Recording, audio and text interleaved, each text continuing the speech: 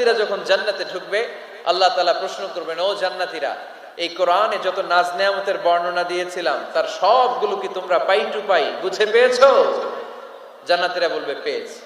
হঠাৎ এক জান্নাতি হাত তুলে বলবে, আল্লাহ একটা জিনিস তো পাই নাই। সবাই বলে পাইছি, তুমি পাও নাই। কি পাও নাই? কয় আমনেরই তো পাই নাই। সুবহানাল্লাহ পড়বেন না? আপনাকেই তো পাই নাই। সব দেখলাম, সব খাইলাম, সব দেখলাম, কিন্তু আপনারে তো দেখলাম না।